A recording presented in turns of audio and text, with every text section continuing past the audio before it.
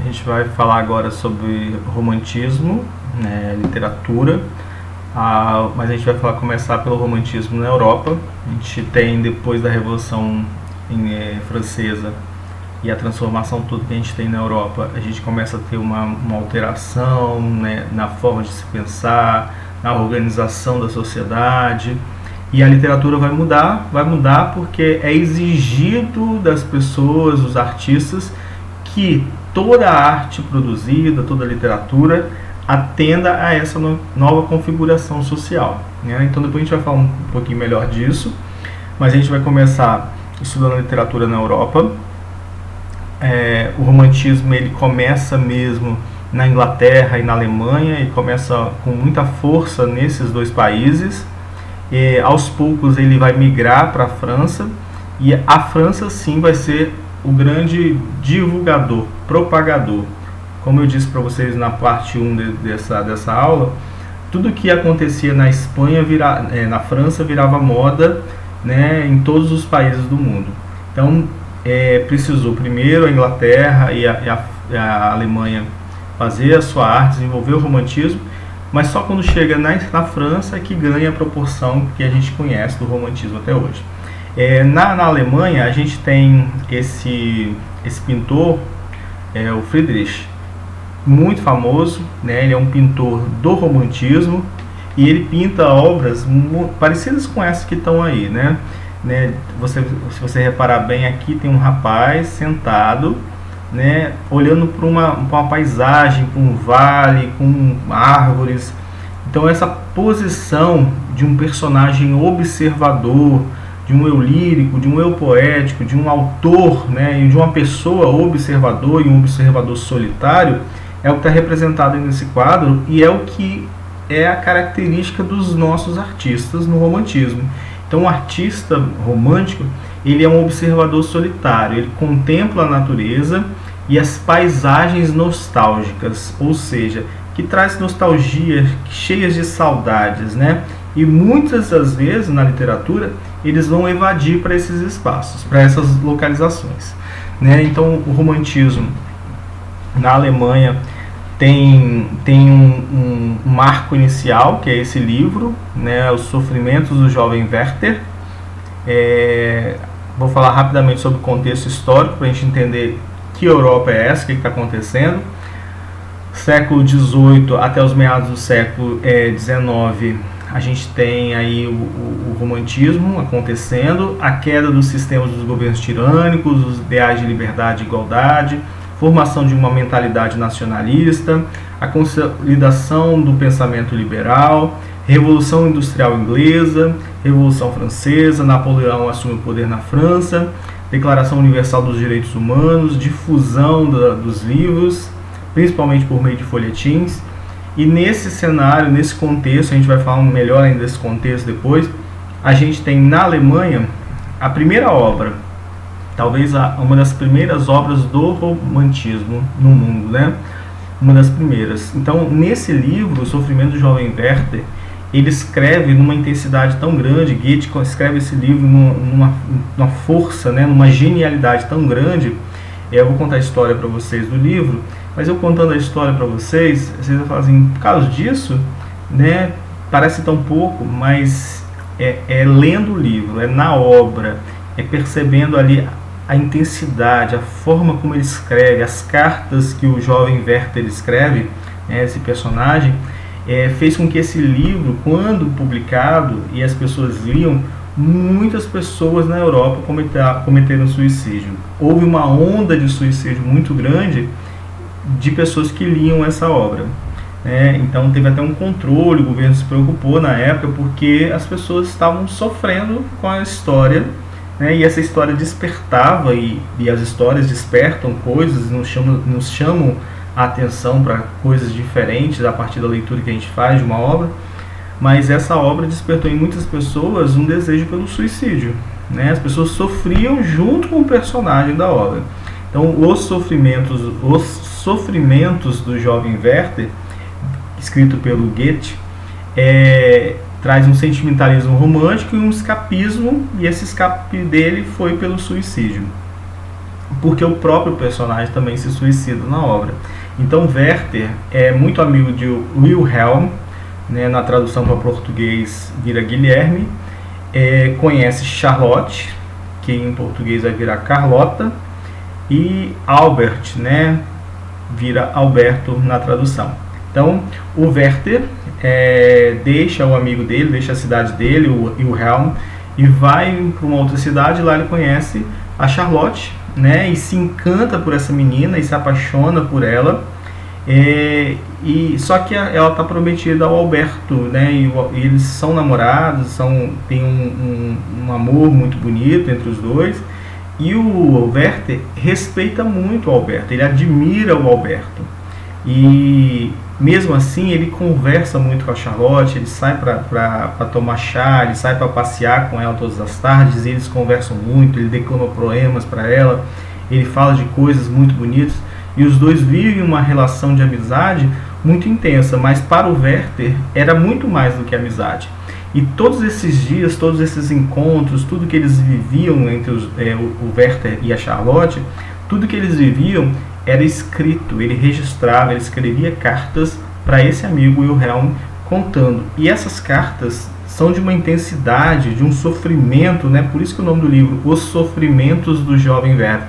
Cada carta traduzia e levava ao amigo um sofrimento, era um sofrimento diário, todo dia tinha um sofrimento diferente, por não poder viver esse amor que ele sentia, ou até certo ponto idealizava pela Charlotte.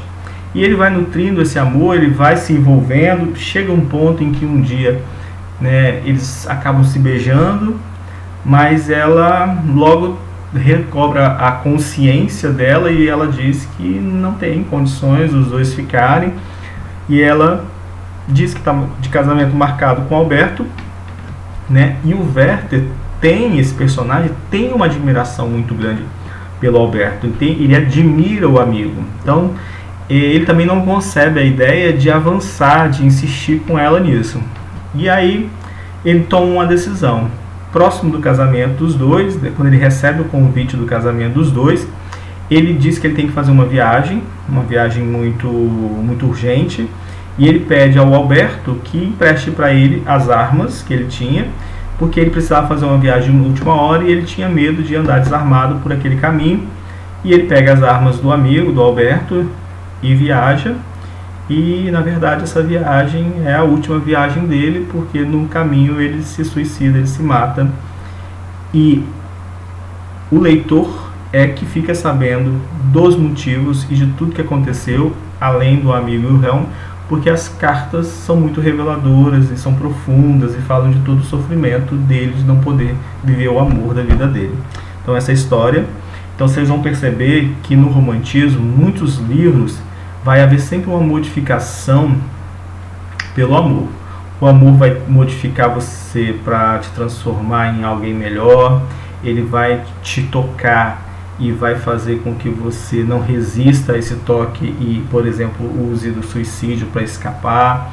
Ele vai te tocar e vai fazer com que você mude o seu comportamento social. Então, o romantismo ele traz o amor como um fator que te modifica como ser humano. Então, na Alemanha, o primeiro livro e a obra mais famosa, até pela repercussão, né, social que teve, foi o Sofrimento do Jovem Werther. No contexto histórico da Europa, para a gente entender melhor o que era a Europa e o que estava acontecendo, histórico está sem acento. Contexto histórico Europa. De 1789 a 1799, a gente tem a ascensão da burguesia.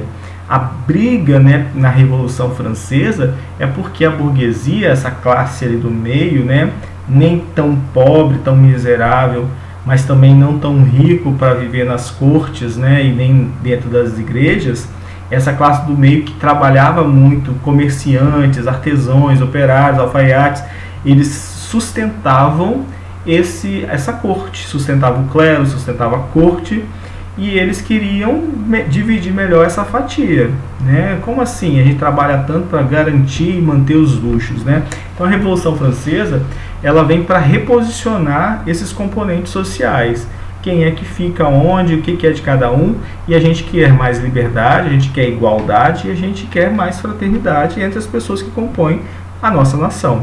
Então, nesse momento da Revolução Francesa, existe uma ascensão da burguesia. A burguesia assume uma posição que não era permitida a ela até então. Essa ascensão, né, essa possibilidade de dizer que quer alguma coisa, que não quer, né, que assumir as decisões da nação, influencia inclusive na arte e na literatura. Porque a partir de agora, a arte e a literatura vai ser produzida visando essas pessoas. Né? O público-alvo agora da minha produção literária são essas pessoas da classe burguesa. Então a classe burguesa sai em defesa dos ideais iluministas. Aí acontece a Revolução Francesa, que transformou o perfil político, social e cultural. Você tem o fim da monarquia, né? A monarquia, essa nobreza, né, que era mantida por todas as pessoas da sociedade, ela chega ao fim, né? A gente acompanha isso durante a Revolução Francesa. Depois a gente tem a Revolução Industrial, o surgimento da máquina a vapor, que aumenta muito a produtividade. Então você tem mais produtividade, você produz mais em menos tempo, você tem a partir daí um lucro maior e as pessoas se tornam você tem aí uma classe trabalhadora muito meio que escravizada. As pessoas trabalham e não tem nada. Lá na frente, no realismo, a gente vai ver como se dá melhor essa situação. Mas é no romantismo, durante o romantismo, na virada ali, na Revolução Industrial, que a gente se inicia, né, o estabelecimento do capitalismo. É ali que a gente perde o tempo, na verdade, aí nessa ideia de mais produtividade em menos tempo e mais lucro, é que a gente entra nessa ideia de que tempo é dinheiro e que a gente perde o nosso tempo, porque a gente passa o tempo todo ocupado com tudo, como a gente vive hoje no mundo moderno. Mas é ali que começa esse cenário. Então, o romantismo, a escola romântica, é cobrada pela classe burguesa a retratá-la na arte, adotando uma visão de mundo centrada no indivíduo. Então, eles falam, ei, agora nós assumimos nossa verdadeira posição na sociedade. Somos nós que mantemos tudo isso aqui, nós queremos ser retratados nessa arte. Nós queremos nos ver na representação da arte visual, nas esculturas, nós queremos uma arquitetura que pense a nossa vivência, e a gente quer uma literatura que fale da gente. Então, é esse contexto histórico que a gente tem na Europa. Na França, a França é o grande propagadora do romantismo, como eu falei, começa lá na Inglaterra, começa na Alemanha. Esse conceito, né, esse novo tipo de arte chega na França, e quando chega na França ele se espalha pelo mundo inteiro. A primeira obra, o marco inicial, é um livro do Victor Hugo, né, francês. É a primeira obra do romantismo francês, chama-se Os Miseráveis. Os Miseráveis, quem quiser assistir, esse musical foi gravado em 2012, acho. E esse musical é baseado no livro Os Miseráveis, do Victor Hugo, que é esse primeiro livro. Essa história, Os Miseráveis, é uma história muito interessante. Né? O Victor Hugo, ele já escreve talvez uma das histórias mais interessantes e que mostra exatamente o que é o romantismo. O que é romantismo? Ele já nos ajuda a entender o que é romantismo. Vou contar essa história para vocês rapidamente, para a gente entender o que é o romantismo, né? Qual é o pensamento do Victor Hugo sobre esse romantismo. Então ele conta a história do Jean Valjean, o nome do personagem principal. E o Jean Valjean, ele é preso porque ele rouba um pão, né, para dar para a sobrinha e para a irmã dele que estão passando fome. Eles vivem uma vida muito miserável, né? Daí o nome da obra, Os Miseráveis. E por roubar um pão ele é preso por 4 anos. Só que ele passa 19 anos preso. 19 anos preso não porque ele roubou o pão só, porque ele tentou fugir várias vezes. Ele é um preso que dava muito trabalho, né? Essa prisão e essa vida miserável deu a ele uma certa desesperança. Ele já não acreditava nas coisas, nas pessoas. E depois de 19 anos preso, ele é solto, né? E ele fica pela rua, ninguém Ninguém dava trabalho para uma pessoa que ficava 19 anos preso, ninguém acreditava na mudança de postura dele. Então ele não conseguia trabalhar, ele não tinha casa, ele não tinha lugar nenhum, e ele foi acolhido pelo bispo da cidade, uma pessoa muito boa, e ele estranha essa bondade do bispo. Ele não acredita que ninguém possa ser tão bom assim. Ele não é capaz de entender, de acreditar que alguém possa ser bom com outra pessoa gratuitamente. A vida não permitiu ele ter esse tipo de crença, né? E ele chega lá, ele estranha, e talvez uma das passagens mais bonitas do livro é nessa conversa, nessa primeira noite lá nesse convento, nesse lugar lá com o bispo, em que ele fala assim: mas por que o senhor me aceitou aqui nessa casa? Aí o bispo diz: porque essa casa é uma casa de todos aqueles que sofrem, né? Essa é uma casa que pertence a todo mundo, a todos aqueles que sofrem. Mas o senhor nem sabe quem sou eu? Aí o bispo fala: eu sei quem é você. Eu sei quem é você antes mesmo de você chegar aqui. Aí ele falou assim: como você sabe?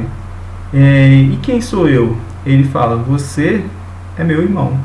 E aqui é a casa de todos aqueles que sofrem. Talvez uma das cenas mais bonitas, né, do livro, que o bispo mostra um amor fraternal, mostra para ele um amor livre de qualquer interesse. E aí eles jantam, ele vai dormir, no outro dia ele acorda e ele tinha fugido com objetos de prata, né, talheres de prata que eram muito caros, né, na época. E ele foge com esses talheres, a polícia prende ele, né, e o bispo vai lá e diz que ele não roubou, que aqueles talheres tinham sido um presente do bispo para ele. Inclusive o bispo aproveita, pega 2 castiçais também de prata e dá, e aí ele diz que ele havia esquecido e que era um presente dele. Então ele se surpreende ainda mais com a bondade. Ele não acredita que alguém fosse capaz de gratuitamente, né, ser tão bom com outra pessoa. Só que ele pega as coisas, a polícia solta ele e ele volta para a rua e ele continua roubando. Um certo dia ele rouba um menino, um rapazinho, né, um novo menino, e quando ele rouba essa criança, esse rapaz, essa criança olha para ele e fala com ele com tanta pureza, com tanta bondade, que aquilo toca nele. Os eventos com o bispo já tinham mexido com ele, mas é nesse momento que o Victor Hugo mostra pra gente o que é o romantismo. O amor, o olhar fraterno daquele menino e a bondade daquele menino que estava sendo assaltado pelo Valjean, ele mexe com ele. Ele fala assim: eu não quero mais essa vida de ladrão para mim, de assaltante, eu não quero mais tomar as coisas dos outros. Eu quero, a partir de hoje, eu vou mudar de vida. E aí ele pega os talheres, pega os castiçais que foram dados de presente pelo bispo, vende, arruma um pouco de dinheiro e monta uma fábrica. Essa fábrica rende para ele cada vez mais dinheiro, mais dinheiro, mais dinheiro. Ele se torna um homem rico e se torna prefeito da cidade. E aí ele ouve falar, tem na cidade uma moça, né, que tem uma história muito triste. O nome dela é Fantine, né? O musical fala mais dessa parte, inclusive, do que da história toda do livro. Desculpa. A Fantine, ela tem uma fama na cidade muito ruim porque ela é uma mãe de uma filha fora do casamento. Ela teve uma filha fora do casamento. Então ela perdeu o marido, perdeu casa e perdeu tudo. E ela é obrigada a trabalhar, e trabalhar muito, por muito pouco dinheiro, para se sustentar e garantir a vida dessa menina, a filha dela, a Cosette. Então a Fantine é a mãe, Cosette é a filha. E essa menina, ela deixa como uma família, porque ela não tem menor condições de trabalhar e de cuidar dessa menina. Ela deixa essa menina numa família e ela quase todo o dinheiro que ela ganha, ela usa para pagar essa família por cuidar da menina. E essa família pede cada vez mais dinheiro, cada vez fala que o dinheiro não é pouco, que a menina dá muitos gastos e que ela precisa dar mais, dar mais, dar mais. Só que o que ela não sabe, que a Fantine não sabe, é que a Cosette sofre maus tratos. ela não tem roupa nenhuma, a família não cuida dela, ela come os restos da família, ela é maltratada por aquela família, e a Fantine não sabe disso. Essa história das duas rola a cidade e chega nos ouvidos do Jean Valjean. E aí o Jean Valjean faz o seguinte, ele vai até a Cosette, ele pega dinheiro, muito dinheiro, e compra a menina, dá para a família e pega a menina, porque ele vai levar essa menina para a mãe dela, para Fantine. E aí ele pega a menina, vai cuidar da menina antes de entregar. Quando ele vai em direção à Fantine, em busca dessa mãe, né, para entregar a filha dela e proporcionar para elas uma vida digna, a Fantine fica doente e falece. Então ele se sente responsável pela menina, ele pega essa menina, né, a Fantine, ela já estava no fundo do poço, ela já tinha vendido cabelo, ela já tinha se prostituído, porque só o trabalho mesmo nas fábricas já não permitia a ela cuidar da filha. E aí ele pega, quando ele chega e encontra a mãe já morta, porque ela estava doente há alguns dias, ele pega a filha e cuida como se fosse sua, né? E ele pega essa menina. Só que logo que ele assume a paternidade dessa menina e resolve criá-la como filha, e os dois vivem um amor mesmo fraternal ali de pai e filha, ele é reconhecido por um antigo policial, né, um tal de Javert. Esse Javert ele percebe que o Val é aquele assaltante, e ele persegue ele. E para fugir desse cara, ele vende tudo e vai morar com a filha num convento bem afastado dali. Até que a Cosette se apaixona por um rapaz novo, muito bonito, chamado Marius. O Jean fica muito feliz com essa união, só que o Marius, ele descobre o passado do Valjean. E aí o que ele faz? Ele meio que induz a Cosette a se afastar do pai. E aí o pai vive sozinho, o Jean vive sozinho muito tempo. Depois de muito velho, quase com 80 anos, o Marius e a Cosette se aproximam, né, novamente do Valjean. E aí ele, muito feliz, ele morre aos 80 anos, mas morre feliz porque ele teve a aproximação do genro e da filha mais uma vez antes de morrer. Então essa história é uma história triste, né, mas mostra como que o amor vai transformando a pessoa e é uma possibilidade de transformação das pessoas. A Cosette, que é essa menina sofrida, né, discriminada, fruto de um amor, de uma situação proibida e condenada naquela sociedade e rejeitada por todo mundo em todas as situações, até o Jean chegar na vida dela, ela é a personagem dessa pintura do Banksy. Né? O Banksy é um grafiteiro britânico que a gente não sabe exatamente quem é. Ele grafita, ele é hoje um dos artistas contemporâneos mais famosos, e ele pintou recentemente, né, em 2016 na verdade, durante a migração de sírios, né, de várias pessoas para a Europa, naquele momento em que a Europa estava barreirando a entrada dessas pessoas, né, e em muitos acampamentos essas pessoas estavam sofrendo violência, estavam sendo discriminadas, estavam sendo agredidas, e o Banksy teve um acesso a um vídeo, né, da polícia francesa tacando gases lacrimogêneos nos acampamentos e agredindo, ameaçando as pessoas que estavam ali sendo cuidadas desses acampamentos para os retirantes. E aí ele pinta e faz essa imagem em frente à embaixada da França em Londres, e essa menininha aqui ele representa é a Cosette. E aí ele põe a bandeira da França atrás, põe o gás lacrimogêneo e correndo desse gás lacrimogêneo ele põe a Cosette. E aqui nesse cantinho aqui ele põe um QR Code. Quem acessasse esse QR Code tinha acesso ao vídeo mostrando, né, um vídeo de denúncia mostrando as agressões. Isso não pega bem, isso se espalha pela Europa, então ele conseguiu chamar a atenção de toda a Europa, né, e principalmente das relações entre a Inglaterra, que é o país dele, e da França, e da corte toda que tem ali, né, de proteção dos direitos humanos, para esses acampamentos, porque a ação da polícia francesa ela não estava respeitando a dignidade humana. Então você vê aí na contemporaneidade a arte do Banksy de forma intertextual conversando com uma obra do Victor Hugo, Os Miseráveis, lá de 1800 e alguma coisa, né? Então esse é o romantismo, essa é uma obra francesa, um início para a gente entender um pouco do romantismo, também nos ajudar um pouco desse contexto e um pouco desse romantismo. Só que esse vídeo está ficando um pouco extenso, eu vou deixar para a gente falar dessa próxima parte na parte 3, que eu vou gravar para vocês na sequência.